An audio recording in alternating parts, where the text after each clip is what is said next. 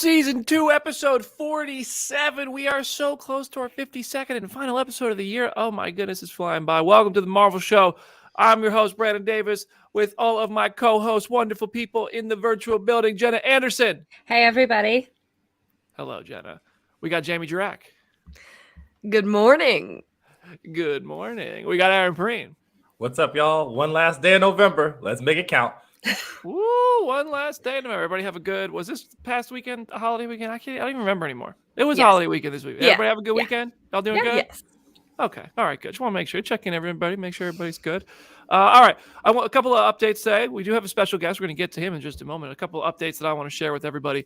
Our MCU Phase 4 rankings show. I know I said it was December 7th. I can hear the collective. Oh, man, as I say, it is now December 14th. Let the suspense build. Our MCU Phase 4 rankings show will be live on the Phase 0 channel on December 14th. I am traveling for Avatar, and I will not be available on that. And we didn't want to pre-tape it. We wanted to do it live. I know, Jamie. I know. It's just a too stupid, tiny little movie. And it's like, why is he even going to that one? I know. Also, I want to thank everybody for sharing their Spotify Wrapped screenshots already. Those started rolling out today. I did, as we all do, as any human being does in 2022. I woke up, I rolled over, I opened my phone, I checked the notifications on social media, because that's the best way to take care of yourself, is open up Twitter first thing in the morning. And I started seeing love for Phase 0 in the screenshots and the Instagram stories and everything. Shared a couple of them. I really appreciate y'all. A couple people spent like almost 4,000 minutes with us this year. Oh my God, y'all are crazy for that, but we love you for it. Thank you.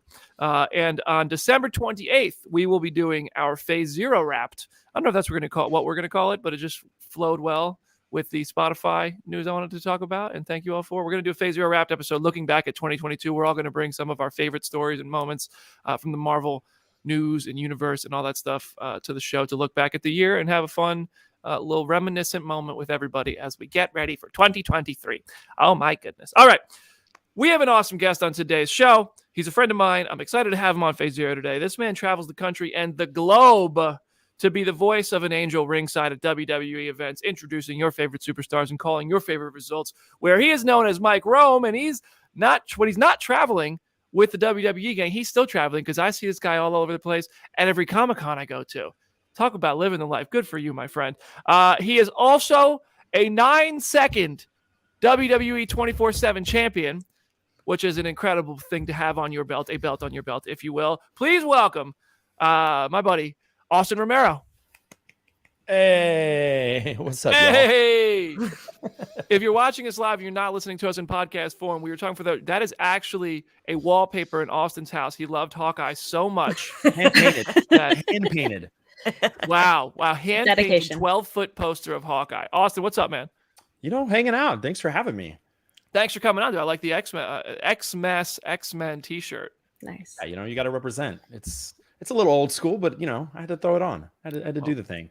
Nicely done. Now, listen, I don't want to put you on the spot to start the show, but I do want to put you on the spot to start the show. He's got Deadpool.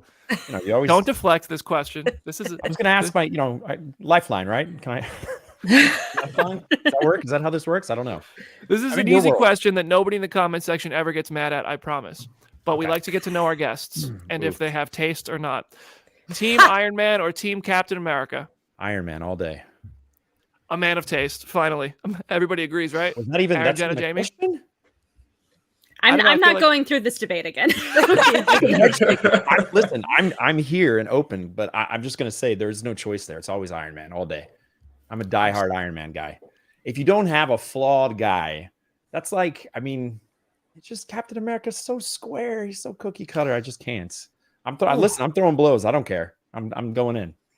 This is about to be the war I was looking for in the comment section. That's already insane. Oh Yep. God. Listen, I'm just trying to drum up engagement, and it just went further than I thought it would. I'm here for you, Brandon. I'm here for you. Not another civil war, please, says Evans Larson's. Twitter's be like, he won't ever let this one go. Whatever. You keep coming back. I like Captain America. I do. I'm a Captain America guy, but I've always, since I was a kid, like reading Iron Man comics, I've just always enjoyed it. I don't know what it was. I don't know. If you're a comic book guy, he was kind of a drunk. He was kind of in his own feelings all the time. He was kind of all over the place, had daddy issues, but that's my kind of hero. That's the kind of hero I like. I like a relatable guy, right? Is that Yeah.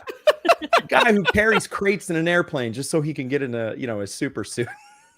That's yeah. I mean, listen, I'm in the same boat. I like Cap. I like Cap a lot. I love Steve Rogers. I also love Sam, but Tony Stark's my guy. All right, all day, Best. baby. All day. Have you been able to keep up with all of Phase 4 despite all your travel and work and everything you've got going on? Yeah, I mean, I'm pretty. I think I was able. Luckily, I'm fortunate enough to get on the front end of some of this stuff ahead of time, so it's a little easy. Mm-hmm. It's a little easier that way. If I were left to my own devices to go to the theater to see some of this stuff, I'd have a harder time. But as of right now, I'm actually all caught up on everything. I'm like picking my brain, yeah, I've seen everything. I'm just making sure. So what's your favorite Phase 4 title? So far, Black Panther has been my favorite.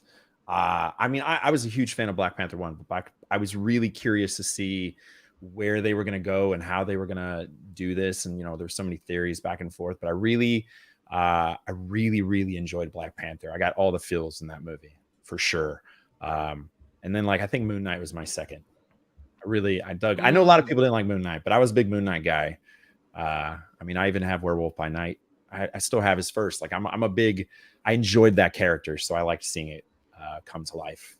This is why you and Jim Viscardi are friends. I get it now. I finally understand. Has working at WWE have you, as a result of your career, what you get to do, have you met any of the Marvel actors? Have you had any cool experiences with anybody like that? Yeah, man. Honestly, at San Diego Comic-Con was actually one of my favorite experiences. I ended up in the green room during the Marvel panel, and I was hanging out back there, and I got to see everyone. Literally everyone was back there setting up for coming out and whatever. But I got to meet the entire Black Panther cast, so that was really cool.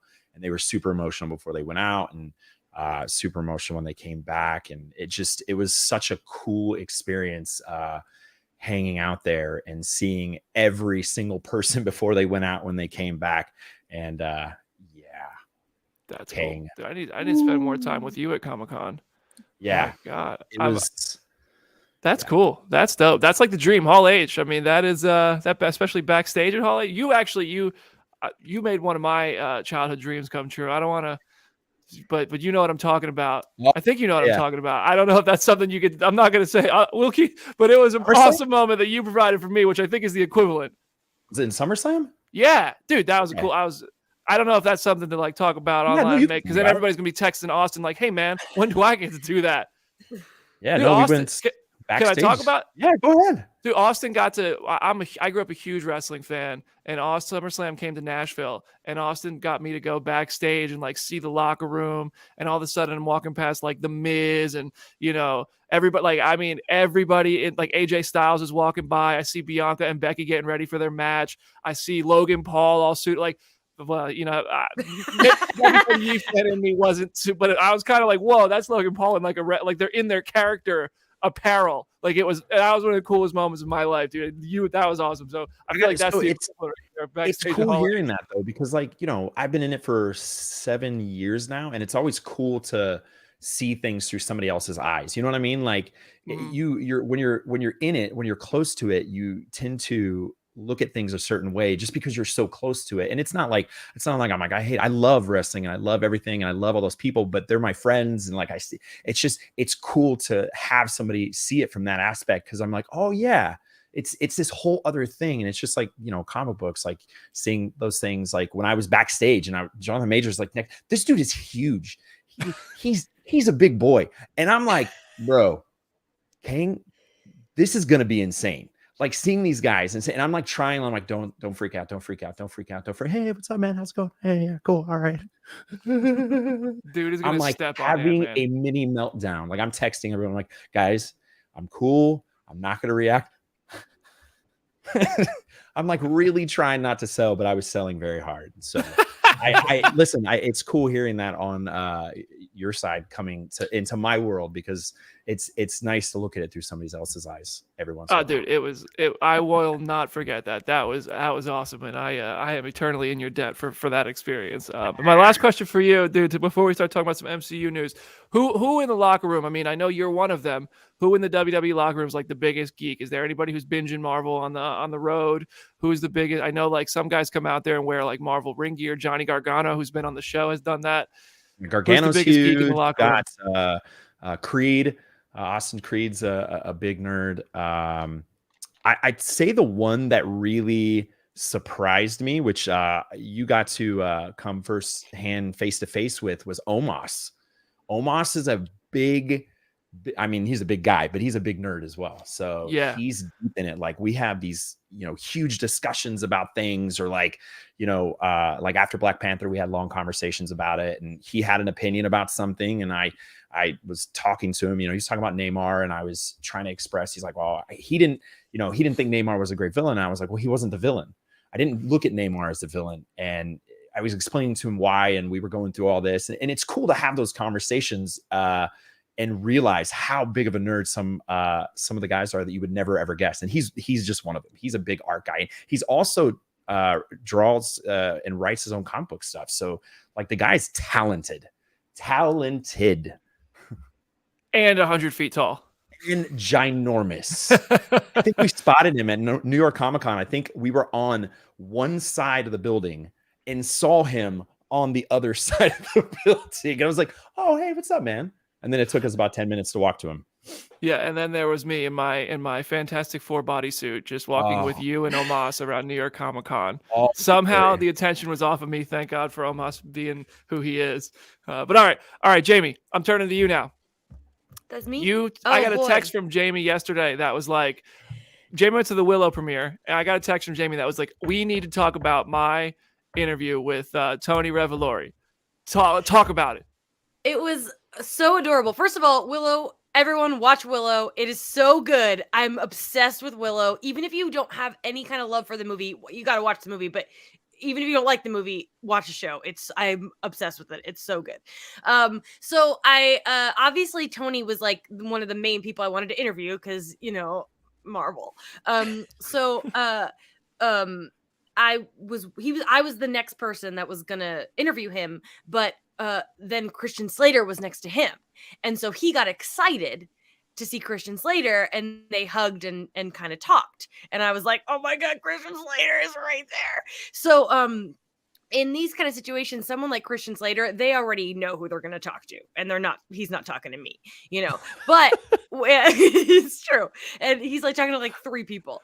And, but because the 2 of them are talking, Christian Slater like lost his publicist, and he like wandered over to me and was like, am I supposed to talk to you? And I was like, you can, Christian Slater. And then Tony pretended to be his publicist and goes, 2 questions. You get 2 questions. So Tony basically pushed Christian Slater to me, and I got to interview Christian Slater because Tony was being cute about it. And so that was amazing. I interviewed Christian Slater. So then finally I interviewed Tony, and he's like, I got you, Christian Slater. I was like, yeah, you did. Thank you so much. I was like, but I really want to talk to you. And he was so sweet. And I asked him, a bunch of questions about Willow. His character's great character, all these questions. And then of course I was like, okay, so I'm comicbook.com. I got to ask you about Marvel. And he kind of did like a fake eye roll. Like he wasn't actually like mad about it. He was like, yeah, we got to do it.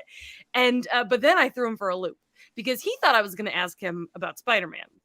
But what I did ask was, so Ironheart's coming up.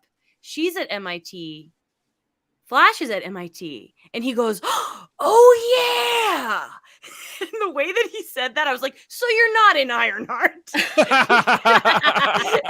and then he was like, well, maybe I'm just that good of an actor. And then I pointed out that I've seen his Wes Anderson movies, and he is, in fact, that good of an actor. But basically, I would bet any amount of money. If he's an Ironheart, then he deserves an Oscar, because he definitely forgot that his character's going to MIT with Riri. So I do not think we're going to be seeing him in Ironheart, sadly. But he was also interviewed by Chris here at Comic Book, and talked about how he does definitely want to come back and play the character again. So hopefully it won't be the last we see of him. But he was a great interview. He was so funny, and we had a nice time. Jamie gets some of the best moments with people. Seriously. I swear, Jamie's just the magic touch. I love it. That's funny, man. That's funny. I honestly, I didn't even make that connection about MIT. That's it. But it sounds like, they haven't either. Nope. That's funny. That's one of those I wish we sent Richard out because we would have had that on video. Yeah. But I think hearing your story, hearing your version of it is even better than anything could have been. I love Jamie tells stories really well, guys. I don't know. Thank you. All right, that's funny. And I'm guessing there's a lot of Willow coverage coming to comicbook.com. Oh yeah, a lot of good stuff, and not just that. I got a little Daredevil story coming. Some other fun stuff, and there's stuff that like I can't publish for weeks because there's spoilers about Willow. So just like keep your eyes out for the next 7 weeks about Willow stories from me. You said Daredevil. Can we get a little sample platter? Taste. Joanna, who plays Sorsha in the original Willow movie, and she's coming back for the show. She was Sister Maggie on the 3rd season of Daredevil. Mm-hmm. So, but as Adam told me, because I didn't know this fact, her character is introduced in the Born Again comics. So I was like, "We're gonna see you in Born Again," and it seemed like no one's called her yet, but she was more excited to talk about that than she was to talk about Willow. She was like, I want to do it again. So that was pretty cool. She like really she wants to come back. Like genuinely, she was like, Willow who? Let's talk about Daredevil. Oh, look at Jamie with the scoops. Adam Barnhart is the resident like best friend of Charlie Cox and Daredevil connoisseur. If he's not in Born Again, they should really make him like Jim got to be in a Moon Knight comic. Yeah. Adam Barnhart should be in like a Daredevil episode. That's just my opinion. All right, thank you, Jamie. The next thing I want to talk about: Deadpool crossing over with Miss Minutes. Have y'all seen this? Have y'all seen these teases on Twitter? I've seen them because you shared them. Like that was the first I had seen of them. But I'm very intrigued. We got a Deadpool cameo. He's over at Austin's house. Can you ask him for us, Austin? Like, is this all true? Yes, completely true. Wow! Oh my gosh, Phase Zero exclusive right now. Okay, so we have it confirmed. So here's what happened to everybody who might not have seen this. There's an account at Miss Minutes TVA, and it's a fan account as far as we know. What? It's a fan account, right? Like it's not. But for $8 a month, it could be verified. So there's no way to know anymore. This is a fan account, Miss Minutes fan account, as far as we know, and it said, "Hey there, Deadpool," and a couple other things. Sincerely, Miss Minutes, whoever it was. And then, okay, that's fine. Whatever. I saw that. I saw people freaking out. And I was like, it's a fan account. This isn't news. Whatever. Then Ryan Reynolds goes and responds from at Van City Reynolds account. He said, "Hi there, Miss Minutes," and we're like, "Okay, hold on, hold the phone. What are you doing here, Wade?" And then the next day, the voice of Miss Minutes, Tara Strong, joins the conversation. It's just like, "Hey, y'all," to both of them. And I'm like, okay, there is no theory that is beneath me. All right. So I'll just go there. Deadpool, Miss Minutes. There's already like people online saying Mobius might be in Deadpool 3. It's totally unconfirmed. I don't know if that's true. I have no inside information on that. This just makes sense. This just makes sense. Who's got thoughts? Well, they've been arguing about whether or not that account is real on the internet, different corners of the internet, for like 6 months. And we still don't know. And then Tara just coming in there with the jump scare from Loki, by the way, which is the scariest moment of Phase 4, did not help matters at all. So it would make a little bit of sense for him to run afoul of TVA if Deadpool 2 is to be believed as part of everything, because I guess everything is canon now. So there's no way that they don't know that he's over there shooting himself in the head or bothering James McAvoy while he's trying to get his groove on the dance floor, all that stuff. I think we're gonna find out Layla is actually the Miss Minutes account. She did say in the chat, change Mobius to Morbius, and she would be more invested.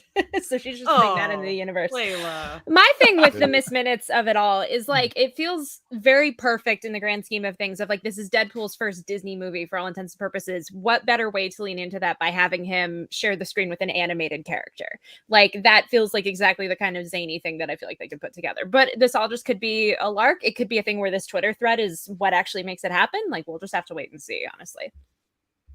Ryan Reynolds is notoriously a troll. He is notoriously a troll.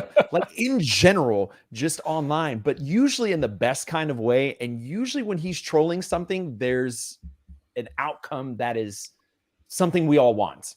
So I'm hoping in this, especially with the way that we finished up Deadpool the last time, it's a perfect tie-in to kind of bring him into that and then introduce him. And God, such a fantastic character, especially how we started with it and where we are now with Deadpool is such a bigger thing. And bringing him in, God, I hope we get all the Deadpool-y goodness in Loki. That would be fantastic. Ryan is such a. You're right about Ryan being a troll for these two reasons in my experience. The first time I met Ryan Reynolds, I thought he hated me. The second being when they announced the Hugh Jackman and Deadpool 3 thing, I thought it was an aviation gin ad and fake. Yeah. Like I thought it was all fake. I was like that, but yeah, I mean, this is interesting. And like you referenced, it makes sense given where we last saw Deadpool. In Deadpool 2, he took Cable's little time traveling bracelet and he went and wiped out a bunch of timelines. He stopped Green Lantern from being made. He stopped the mouthless Deadpool from surviving. And the thing is, the TVA, here's what I think. What we all expect is the TVA from Loki would be against all that because it's creating branch realities. There's a world where Green Lantern doesn't exist. There, all that blah, blah, blah. But what if the TVA is actually just impressed with it and they want to put him to work? The man's out there cleaning up timelines. That could be fun. Either way, it definitely seems to be.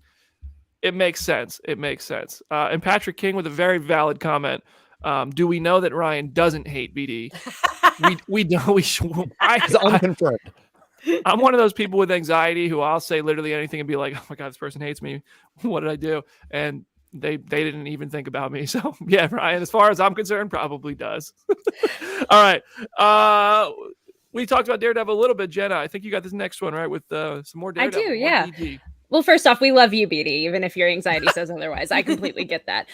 So the new scuttlebutt and rumor on the internet, this has been going on for about a month now, initially by Murphy's Multiverse, and then Daniel RPK, who is like a notorious Twitter scooper, insinuated that White Tiger is going to have a role in the Born Again TV show. So White Tiger is a character who, it's a mantle that's been held by a lot of people over the years. The first one was Hector Ayala, and then there's like one that's kind of tied to Black Panther. There's Hector's niece, there's Hector's like daughter.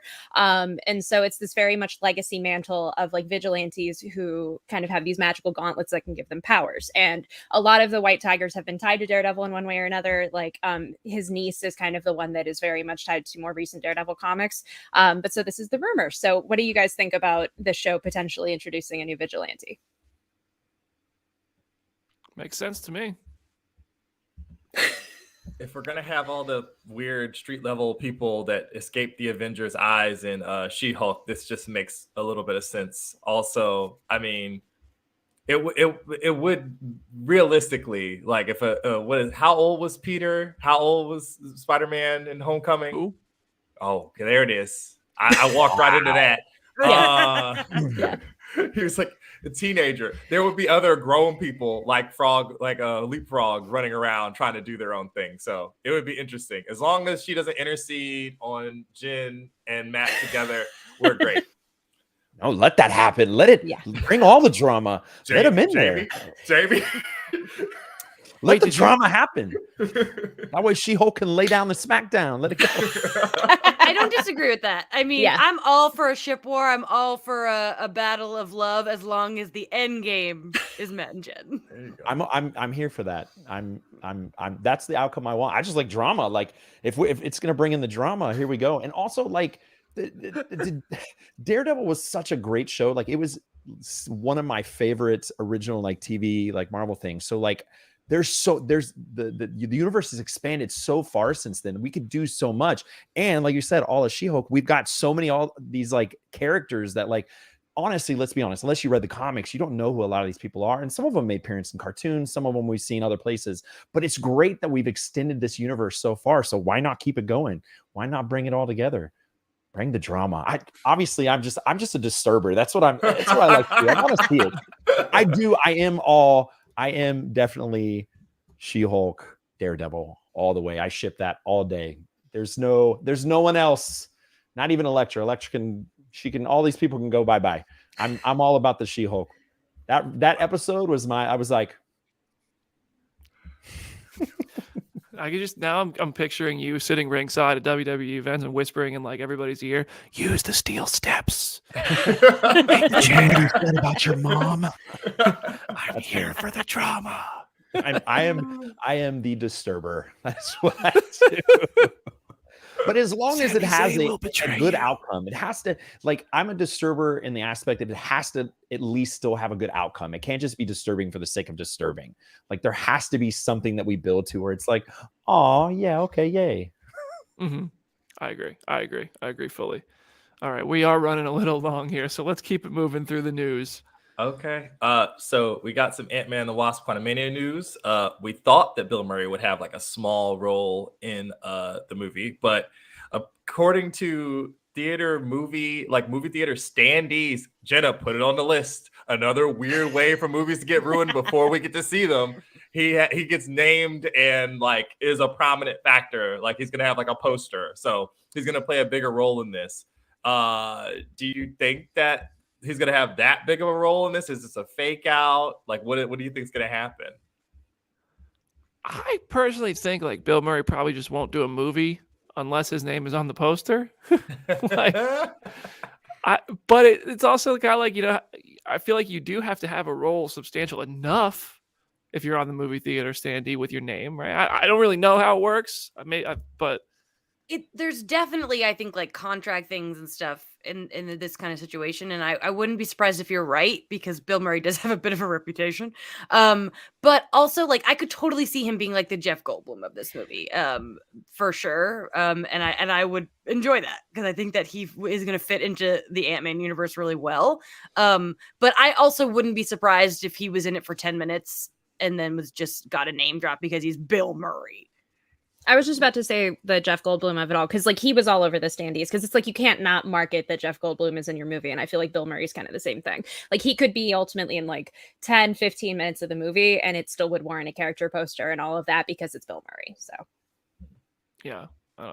Austin, you got thoughts on this? He could be in 1 minute of the movie, and in his writer it just says like, "Hey, my name has to be in that." I mean, it's Bill Murray. I think that everybody the Kryler thing. I think we're looking at a smaller character in this. I don't think he has that big a role, but I could totally be way off. But I think that, and his writer, I think in his contract, top billing. I think that's that's all that is. But who knows? And it's also like, you know, you sign somebody like that, you're also signing them for the marketing that comes with a name like that too. So yeah. It's probably both sides are like, well, doesn't hurt to put the movie to put a name of somebody very famous on our poster. The same thing is like, think of like all the people who are, you know, Bill Murray fans who are maybe older, who haven't seen a Marvel movie or haven't gone to any of these things, who may actually go see this movie because he's tied to it. It's the same thing as, you know, WWE pulling, you know, a YouTuber or a musician or somebody coming in trying to get that, you know, your Ronda Rousey, bringing that other audience in here who may not have seen or may not have turned it on, but will go, oh, you know, I watched this guy's YouTube videos, or I listened to this Bad Bunny's music. You know, I would come in and check this out. I feel like that's what this is, but once again, you never know with Marvel. It's all over the place. Austin, are you in El Muerto? I saw that. What? That's how it all started. Right? Bad Bunny showed that he can take an F5, and then all of a sudden he's heading up Sony's next Spider-Man spinoff. Dude, that guy was phenomenal, man. Phenomenal. I can't wait to see him in that show. Yeah, everybody who we keep going back to WWE. I wonder why, but everybody who they've brought in has really delivered. And like Logan Paul was good too. Logan Paul was a good wrestler. Gotta give it to him. Give it to him. All right. We're gonna keep rolling. Black Panther: Wakanda Forever. We're getting into more and more spoilery territory here. Black Panther: Wakanda Forever spoilers are fair game. This first topic is kind of spoilery. The next topic we're going to talk about, Black Panther, is extremely spoilery. And after our break, after these two topics, we're talking about Guardians of the Galaxy Holiday Special in full details, full spoilers. So if you have not seen Panther 2 or the Holiday Special from Guardians, this is your jumping off point. But I highly recommend staying with us because we are so much fun. Black Panther: Wakanda Forever. They tested at screenings and cut scenes that made Namor and Shuri romantic. So I think we talked about this on our Black Panther episode where we were like, were they kind of flirting with the idea of flirting?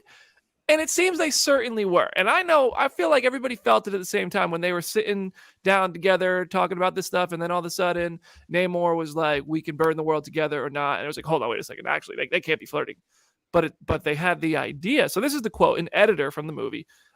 Michael Shaver told Newsweek, I think what's really interesting is there were takes where there were some connection there. And at one point in an early cut, we discussed like, hey, do we leave it there? Do we just put it out there? Let's just add some complexity to the relationship. So then he also went on to explain that it was important to watch out for how that romance would play in terms of Shuri, specifically because that character like flirting would be, is that a tool or is that like going to take away from the leader they're trying to make her to establish her as? Then the quote goes on, it says, but then you've got to watch out for portraying, for example, Shuri flirting to get what she wants as opposed to being a diplomatic leader and becoming the leader that she needs to be, that she'll get to at the end. So I do think like that would have been, I'm like, well, do we need Shuri to be flirting and possibly seen as being taken advantage of? Is that a tool she could use? It's a line that's really hard, I think, hard to walk. And I'm kind of glad they took it out because Shuri, I like the arc Shuri went on ultimately. So I'm glad with what we got.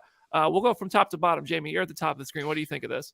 Oh, I was like, this is my first question. Like, was that flirting? What's that going on? And I'm glad that they cut it because I agree with all of those things that you just read. I think it would have muddled things. But I will say that I do not care about the age difference because I really love vampire content. And when you're a gazillion years old, who are you? Who are you supposed to date? Not everybody's a gazillion years old. She's an adult. So I wouldn't mind that portion of it. But I do agree that like, no, we don't want to think she's like flirting to get what she wants for her nation. That'd be really odd. But maybe in the future, I don't know. I'm not opposed to it. Maybe down the line. Jenna, what you think about this? Like, I agree with what Jamie said. I think like Namor in particular is this character. If you've read any Fantastic Four comics that he's involved with, he can flirt with people. That's a universally known fact. So I'm glad that we like weren't crazy for reading that subtext into there, but I'm so glad that they didn't actually run with it because I think it would have muddled the like shared trauma and the like mothers and children kind of narrative that we ultimately got. It would have added this extra layer that they didn't really need. But yeah, I want to see Namor flirt with other people. I'm just glad that it wasn't really Shuri. I think a lot of people on Twitter want to flirt with Namor. Yeah. I see a lot of so honestly, you hear somebody say better you're dead, mourn your losses, and all of a sudden apparently people are like, well, that's my guy. Ooh. Austin, what do you think about this? I agree with everybody. I was sitting there going, what are they? I'm extremely happy they cut that out. I'm happy they used it more as a tool for Shuri to kind of make that arc of going, yeah, okay, he's defending his people. He's doing this. This is why he's doing all this. It's more of a character statement of anything than drawing it into that. And they were finding that common ground because she was in that I'm going to burn the world phase going on. I don't think every movie needs romance. Like I said before, I wanted the Hulk Daredevil thing, but in this one, that movie was so much bigger and there was so much more going on. It didn't need to come down. It didn't need to, what it was perfect. Where it drove to was perfect. And it put that separation there. And then like, think about it. If you had that scene and that battle that they had at the end it just would have been a very different dynamic, which it didn't need. It was a badass scene. So I'm really, really happy they said, nah, And furthermore, the MCU is so hit or miss with romance. Yeah. It's so hit or miss with romance. Some of it works. Some of it misses. Also, Aaron, she's such an independent character. Let her be a badass independent character. Let her do her thing. Let her find her way on her own. Because they defined her so well in that movie. It's like, dude, let her be this powerful Black Panther. Let her do this. Let her go on her own. She doesn't need Neymar.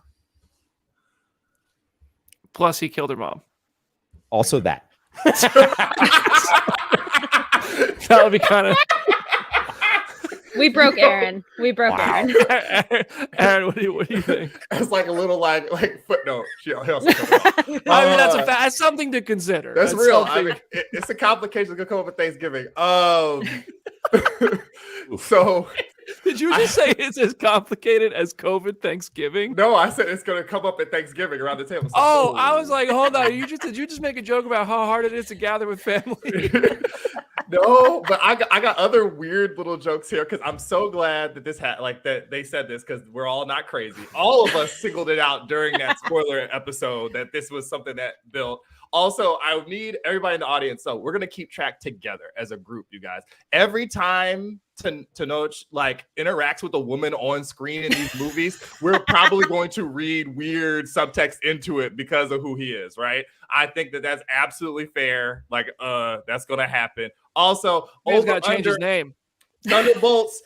Val gonna make a joke about the shorts. I'm saying it right now. Here in 2022, that's gonna happen 1000%. But yeah, I think that she had enough going on that it wasn't really gonna do anything. I mean, it might have added a little bit more edge to the final battle, but they kind of not hated each other, but were angry at each other enough anyway. When you impale somebody on a spear and then in retaliation shoot a jet engine at them, I think there's enough tension for the entire thing. So, we'll just have to wait. Get your squirt Everybody bottles out for kicks. next time. You never know. Yeah, he'll pop up again, even though we're not getting him in a solo movie. But yeah, he'll pop up again. He'll be back. Oh my goodness. Well, I just got that mental picture of you didn't make the turkey. Well, you killed my mom, so that's just the end of every fight. That's the end of every. Imagine them living together. That's the end of every fight. That's it. Namor is permanently wrong. This whole thing has such Reylo energy of just the energy that they had, especially in the first two movies, and then we get to the third one, and it's oh, they're just making out now. This is really okay. I guess we weren't crazy for reading into this. This just feels like that times a million. Mm-hmm. And Emma Jacqueline in the comments right now. Did y'all see that video of Tenoch and Lupita dancing? We all saw that video. Everybody saw that video. Everybody watched it more than once. All right. We got one more news topic here, and then we're gonna take a quick break. Aaron's coming with some heat here. Oh boy. Okay, so you guys know, because most of you, thank you guys for watching the video of me interviewing Ryan Coogler. It's up past 100,000 views. That's insane. Thank all of you.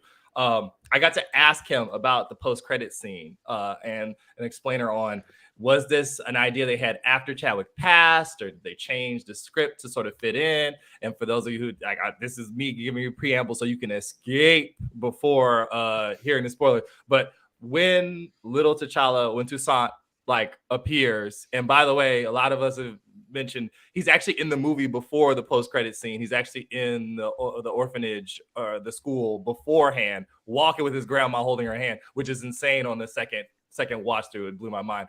Ryan Coogler said, no, it was always going to be, that was always going to be a part of this.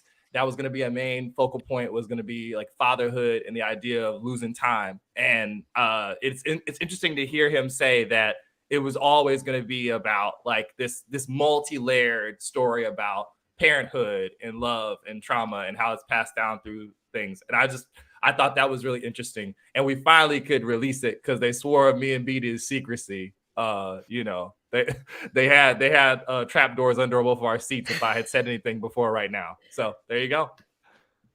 I find it to be really interesting. You do?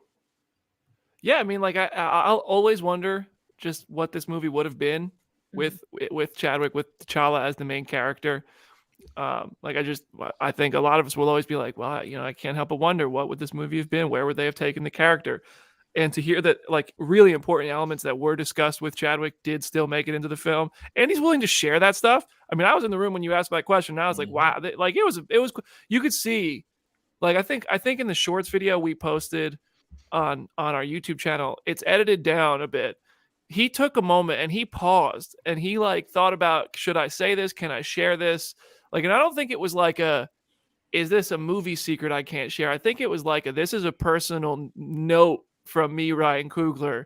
And I don't know, that's kind of the vibe I got in the room. And I was wow, it's cool to hear that. And I'll always wonder what the movie would have been. And I love the movie that we did get. And I'm glad we got this movie.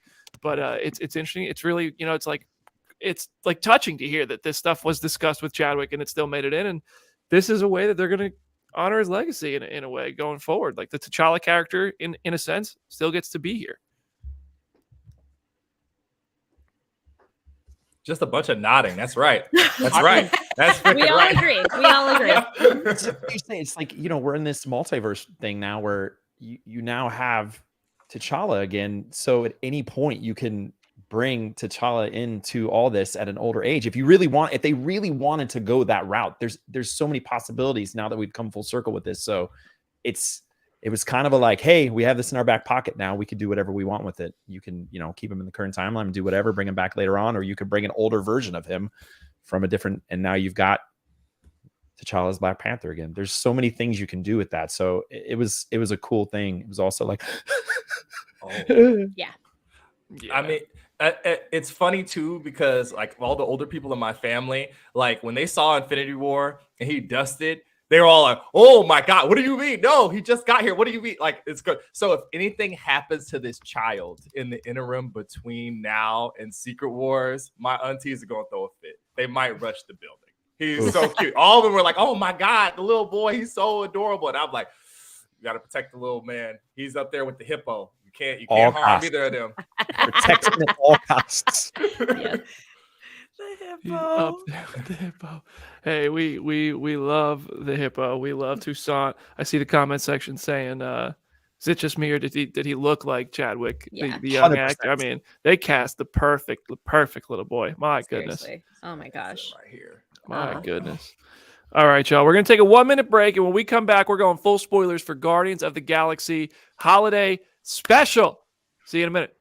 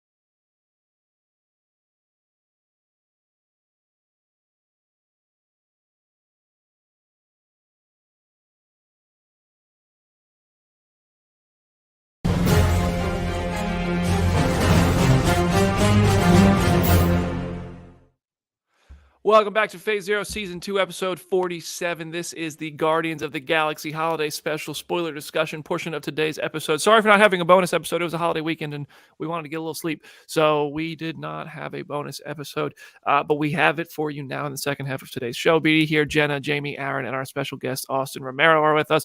We're going to go around the horn with reactions starting at the top of the screen. Jenna, what'd you think of the Guardians of the Galaxy Holiday Special? Spoilers are allowed from here on out.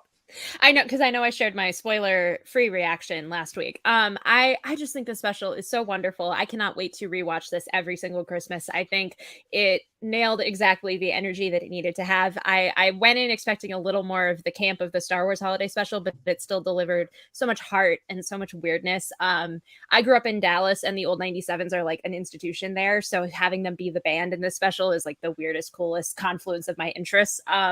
I just think that it's so fun. It's so much like reading a one shot of a comic where you have this fun, crazy adventure. You have them exchanging Christmas presents with each other, but you also have these revelations and these pieces of canon that are actually really significant going forward. And so I love that they were able to capture that. And I'm just so emotionally scared for Volume 3 because I have a feeling it's going to hurt. Oh, it's going to hurt. Jamie, what'd you think? Oh, loved it. I laughed. I cried. Oh my goodness. What fun. I love Kevin Bacon, obviously. Who don't I love? But one of my favorite things in in the Hollywood realm is when actors play themselves. That is one of my biggest weaknesses. It gets me every time. And he was so great. I love that Kira Sedgwick was actually on the phone doing her own phone call voices. That made me happy. Just a delight. I do agree with Jenna. I thought it was going to be a little campier 2. And we didn't get Mark Hamill as Santa Claus, which we all thought we were gonna get, and like, but that's our fault for just like deciding something, and like that's on us. But I deeply loved it. I'm such a sucker for just holiday cheer. Drax and Mantis at a gay bar? Are you kidding me? Come on, I love it. Aaron, what'd you think? I think that there's gonna be parts of the internet where people argue that Marvel should only do content themed around holidays because we've done such a good job with holidays over the last 2 years. I'm the resident Grinch. Y'all in the comments know I'm not huge on the Christmas thing. That's my other half. That's her department. But I did enjoy this, and I did enjoy the heck out of Hawkeye. So they're doing something right over there. Although there is a pervading feeling that all of this is like the compliment sandwich that we teach you to make in writing studies, where it's like, let's load y'all up with some positive reinforcement and then introduce what we actually have to say. And I think that Guardians 3 is about to break some of y'all hearts very, very hard. He does not care about y'all feelings. He acts like he does, but he does not. It's going to be rough. And I think my most like ridiculous part of the entire thing is that, yo, Mantis is terrifying. She's terrifying. What? Like, I was like, wait, whoa, what? I'm like, this is still Disney Plus. This isn't another She-Hulk situation. But yeah, I enjoyed it. Austin, what about you? I agree with everybody. We are not ready for the next Guardians. But listen, you got Kevin Bacon. Cosmo, like, come on, man. Like, we get Bucky's arm in this. We get so many callbacks. I feel like the Guardians were the most Guardians they've been in a long time. Like, watching this, I was like, yes, this is my Guardians. This is what I wanted. This is what I wanted seeing them go on. And I feel like we haven't gotten that in so long. I did not have high hopes for this holiday special. I'll be honest. I was actually not looking forward to it. And then I got sucked in within the first couple seconds, and I loved every bit of it. And even like for me, like I'm a big Batman guy, so having references in a Marvel thing was so random. For like, it was cool. And then like the whole commentary about being an actor and like, oh, he's not even real, like he's an actor, like all this. There's so much good dialogue in this, so many good throwbacks, so many great characters. Like I'm terrified for the next movie. I am absolutely terrified, especially knowing, James Gunn and what his future is and all this stuff. Just like, I'm not ready for this. I can't. I can't. But I loved it. Haven't we been hurt enough? I know. Too much hurt. It's too much hurt. Yeah. But I'm no different from the rest of y'all. I really enjoyed the holiday special. I think the special presentation format, as Jenna wrote in an article yesterday, is the best thing to happen in the Marvel Cinematic Universe in recent years. I think it's awesome. They're 2 for 2. And I mean, this was just, as you said, Austin, this did just feel like the Guardians. And I tweeted this, and everybody on Twitter like got all pissy with me because it just seemed so obvious, or they thought I was dissing the other filmmakers. But it very much is like the Guardians have felt like the Guardians since Volume 2. They've had 3 appearances since then. That's not a jab at the Russo brothers. I think the Guardians were very good in Infinity War. Like, is this grenade smoke kind or blow off your junk kind, or like, and then like the moments of like, you have to kill me, like all that stuff, like, and Gamora dying, like and Rocket's journey with Thor and all that stuff in Infinity War was great. They weren't really in Endgame very much, and they weren't themselves in Thor Love and Thunder. But then again, I don't think anybody really was. But and I don't know what to chalk that up to. That's not me trying to jab Taika Waititi. Like, I think Taika's a tremendous filmmaker. There's a lot I really like about Thor Love and Thunder. I was raving about the movie when I first saw it. I just had to sit and think about the story and be like, okay, actually, there is a lot here that doesn't add up.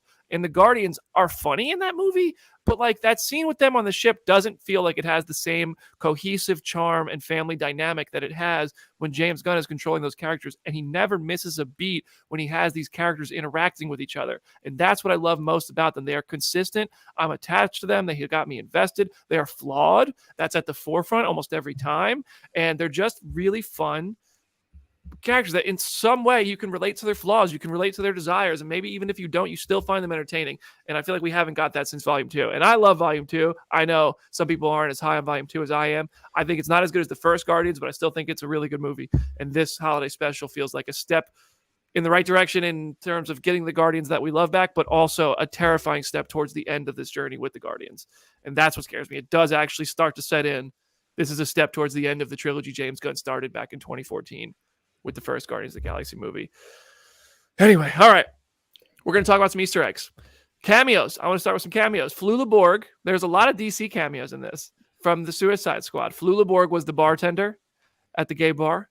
Margot Robbie and John Cena, Harley Quinn and Peacemaker were on the Hollywood Stars map, and I think that's all of them. There are no more other DC. I added another one to the list because Tanashi Kajese, I probably butchered her name, but she plays Flo, who is the Task Force X employee who like hits Amanda Waller with the golf club at the end of the movie and like basically saves the day. She's like the main police officer when they go to Earth and they're having that whole little standoff. So I was like, oh my gosh, it's her. So the Suicide Squad connections were abundant there. James Gunn loves working with his friends, and that is clear. Like if you are talented and you become friends with James Gunn, you're employed. Like, and I actually enjoy that. Friend James Gunn. Yeah, well, also if I befriend James, my list looks a lot like befriend James Gunn, develop talent. But I'll start with the first one. I'll try.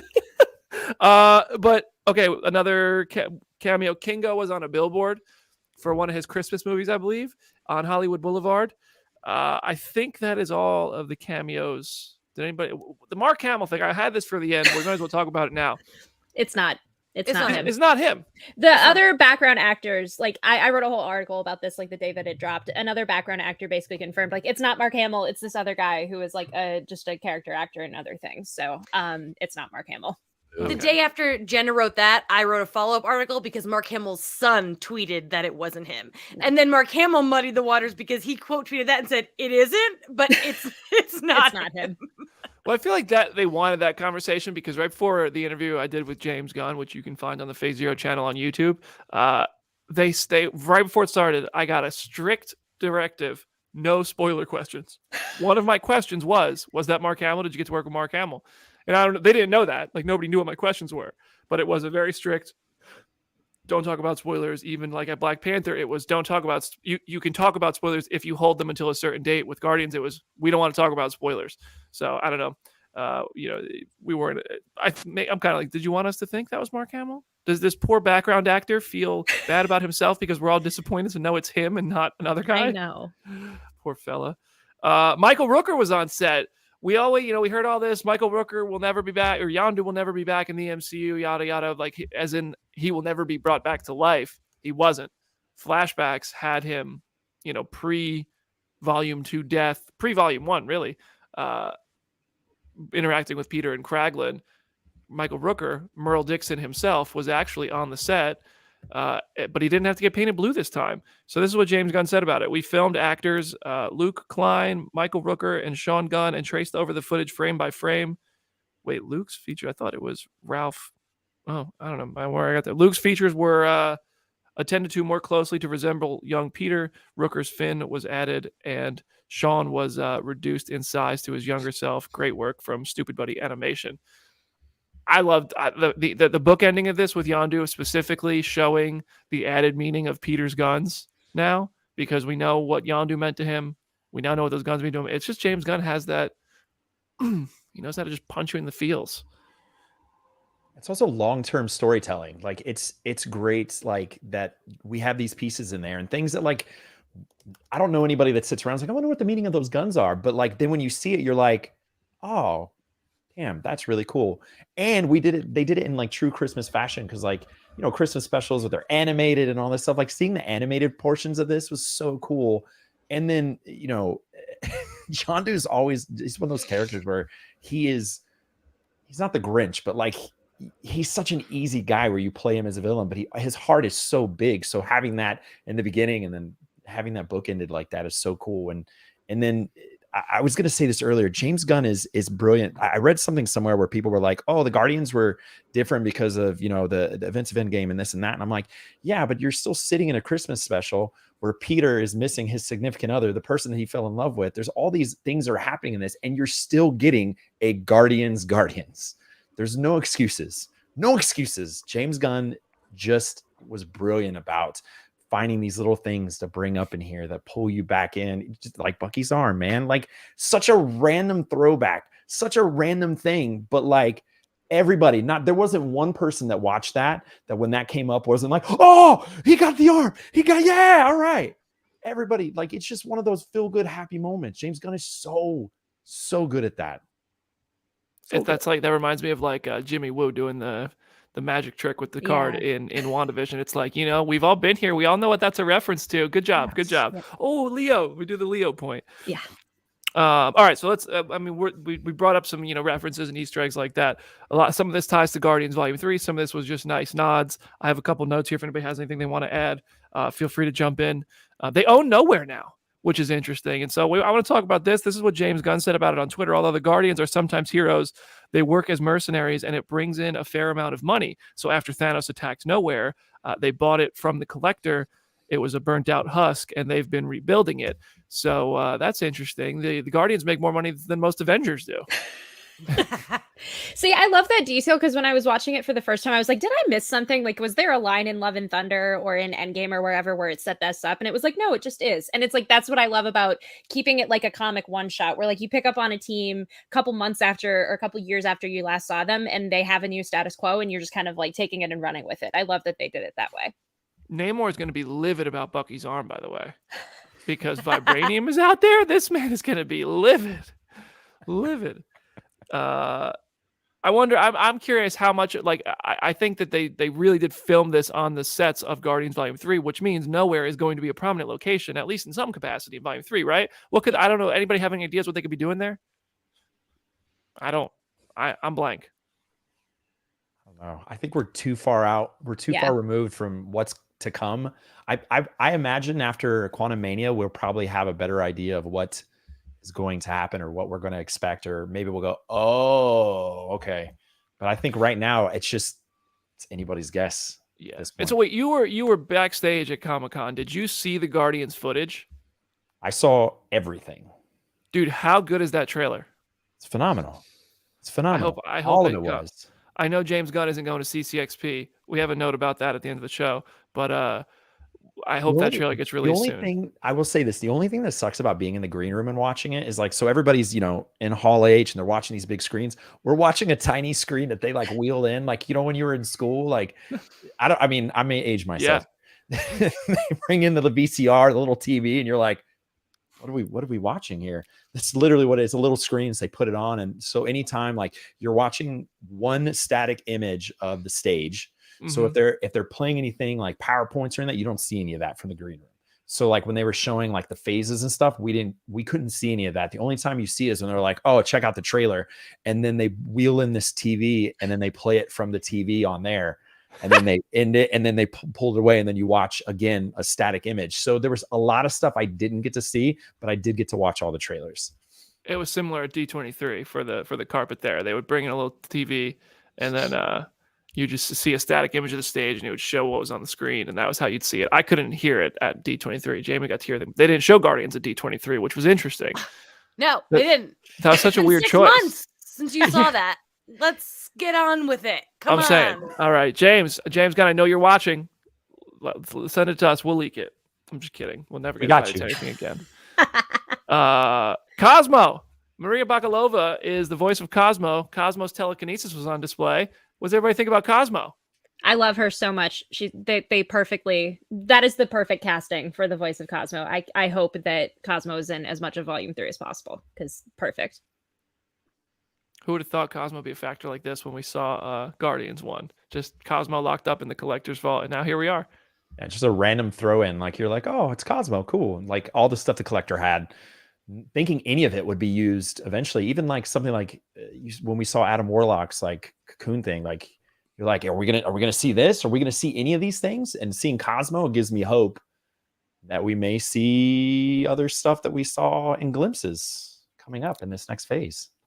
Man, I hope so. Their also, ship is I do have to say, shout out to Jamie for doing her like journalistic duty and figuring out the name of the dog that played Cosmo, because I desperately needed to know that, and she figured that out. Slate is the name of the dog that plays Slate? Cosmo. Yeah. Slate hung out with Lucky, the dog. Jolt, who plays Lucky in Hawkeye, they were friends, and I had to talk to Lucky on Instagram to find out Slate's name.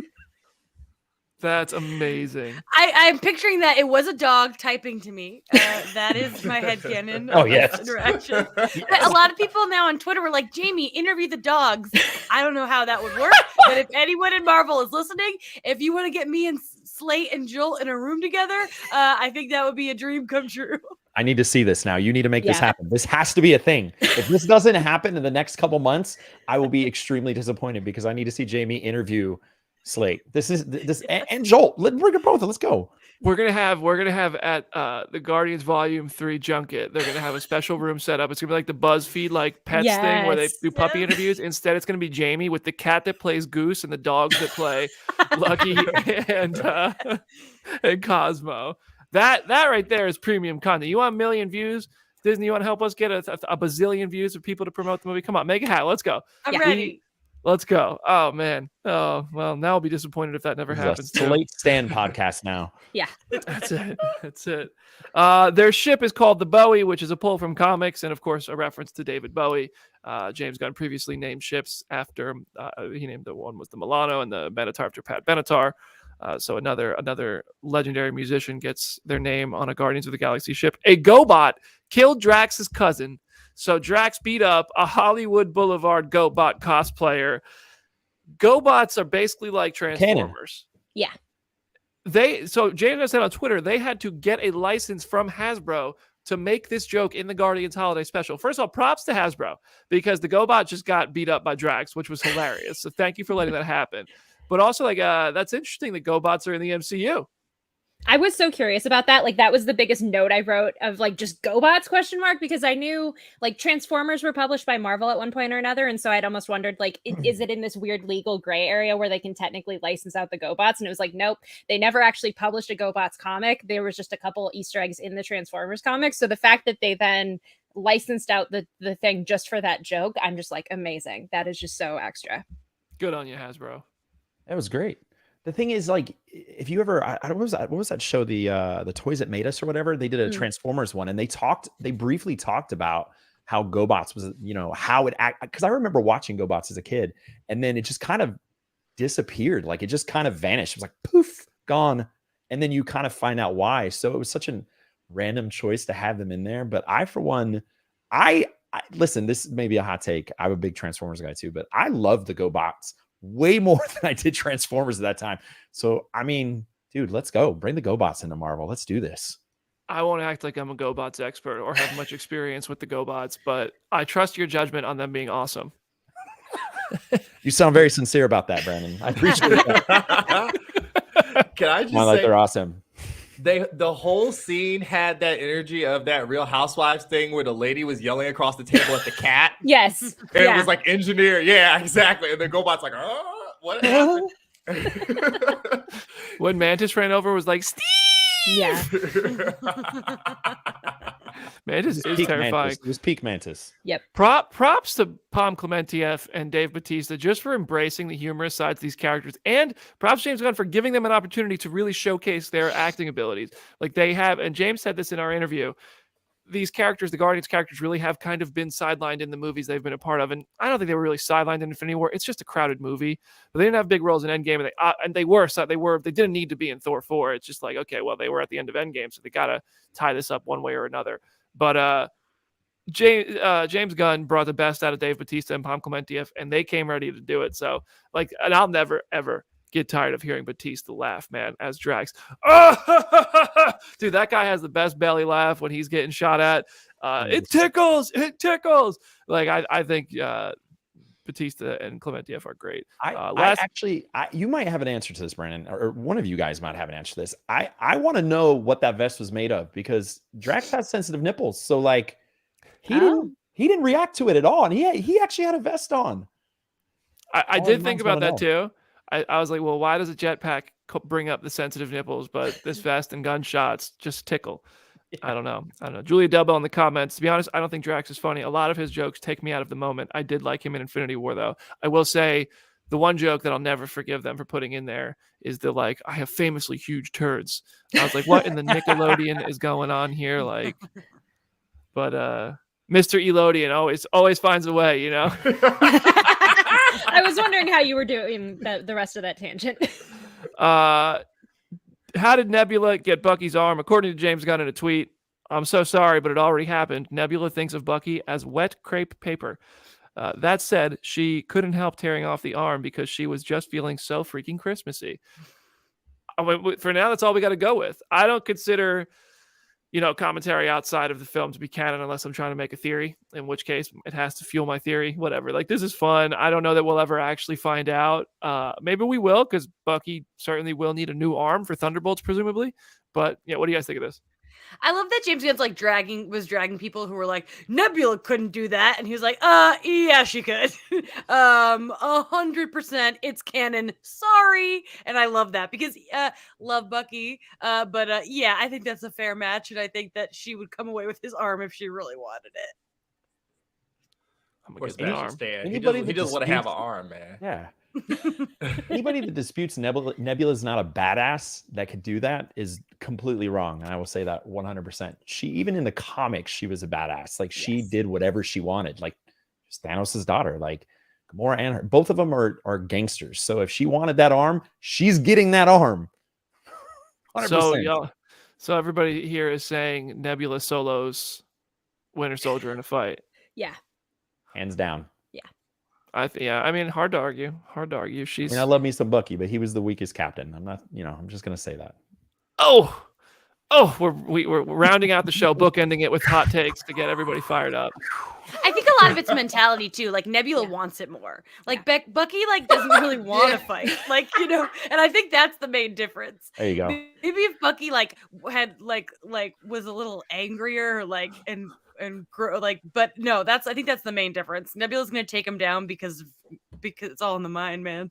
Sebastian, I remember what was it at the end of volume 2, I think, or maybe the first one, when Kraglin was like, I thought maybe you'd go get a new hat, make the girl say woo, and she's like, I'm gonna go kill Thanos.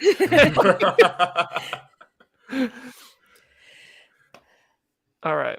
Other notes from James Gunn Twitter to close us out here.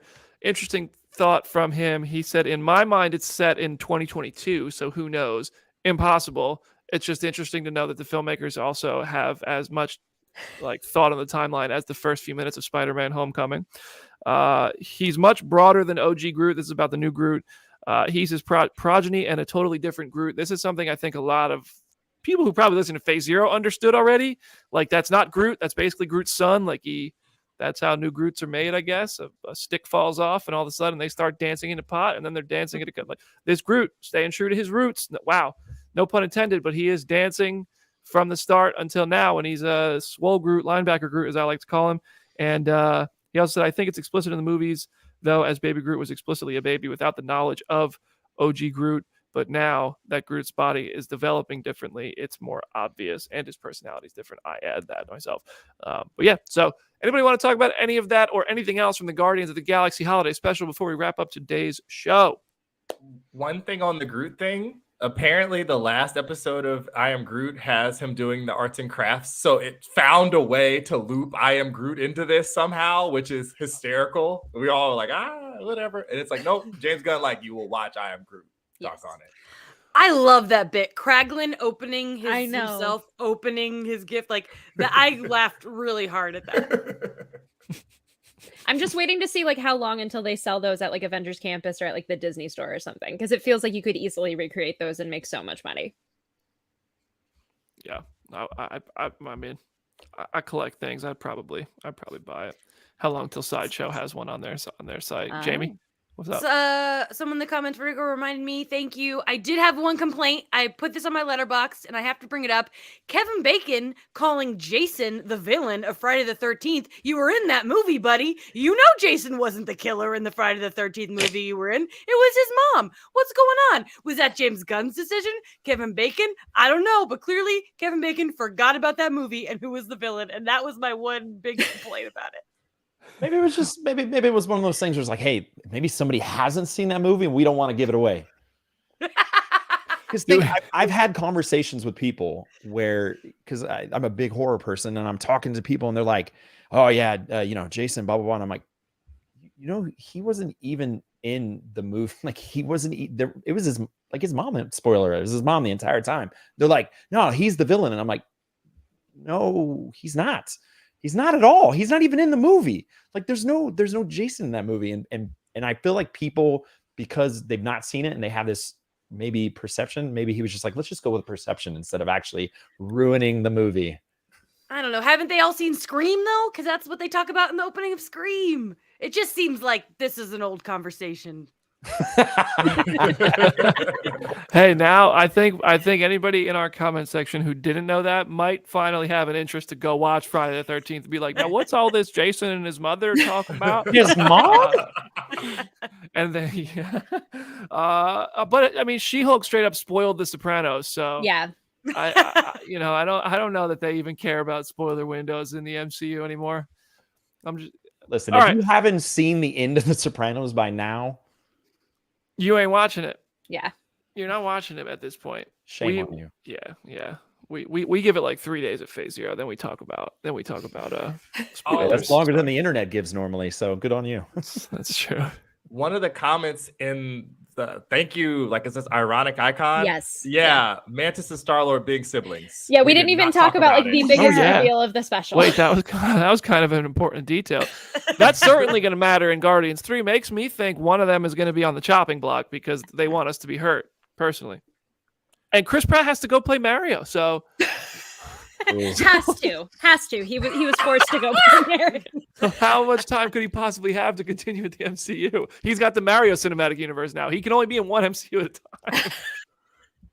I'm just glad they canonized the Mantis thing because that was something that like I have held on to that little theory since volume 2. And like when they finally confirmed it, I'm like, oh my God, finally vindication. It's so funny to me that they like spoiled it the day or two before with like the Marvel Studios Legends special thing about Mantis. But I'm still glad that that's canon now because that was just a cool little reveal. And also, they didn't really like. It was kind of just like, oh yeah, blah blah blah. I don't want to tell him. We're brother sister, whatever. Like it was kind of such a throwaway. Kidding. It was like, wait, what did you just confirm that? And then they like kind of circle back around to it. But yeah, they're definitely setting us up for the big hurt. That's one of those details that I feel like a lot of filmmakers would have put in there, and we would have been like, man, what is this left turn exposition that we're getting? They're siblings now, like, okay. But James Gunn has a way of like you just said, it just felt like a thing that was just in there. Like, and it was a big factor of the emotional core of the Guardians of the Galaxy Holiday Special. But it just was in there, and it was obviously organic because if you think about their history, like, yes, this makes sense. They would be siblings. But it just worked. And It's that's one of good. my, like the nuance with which James Gunn is not known for subtlety, but he does have a nuance with story that works. So it was a good detail. And for me, it just sets up more emotional potential for Guardians 3. Yep. Yeah.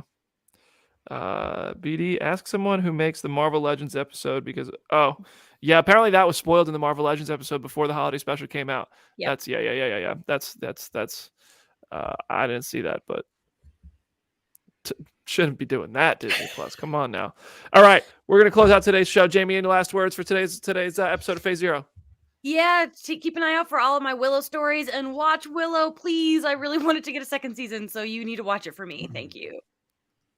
Jenna. As always, go read some comics. There's some great comics that are coming out this week. There's a new JSA series that's starting, and the first issue is very great. There are a lot of great comics coming up. I know Aaron and I are very excited for the next Scarlet Witch cover that came out. That's Scarlet Witch and Polaris. It's like sister reunion. And then there's a new Hellcat ongoing that starts next year. That sounds amazing. So a lot of good comics to read. Just go read them. Nice. Aaron? So when Sebastian Tia is not sitting around listening to our podcast, hearing how he's gonna get soloed by Nebula, him and Winston Duke are trying to help raise money for the Chadwick Boseman Foundation for students. So if you want to pop over, donate a couple dollars. I also want to celebrate Stephanie Williams, big X-Men fan. She's writing a webtoon original called The House of Snicked, which is like Wolverine as a dad with all the Wolverine characters in a house living together. And if you're familiar with Steph's work on Twitter, it should be very, very funny. So Congrats to her. Nice. Austin, thank you so much for joining us today, dude. We had fun having you on here. I hope you had a good time. Anything you want to say as we close out the show?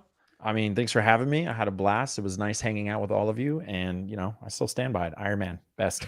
I acknowledge Iron Man. Team Tony. Woo! I sound like the pig from the Geico commercial. Woo! Woo! Woo! Woo! All right.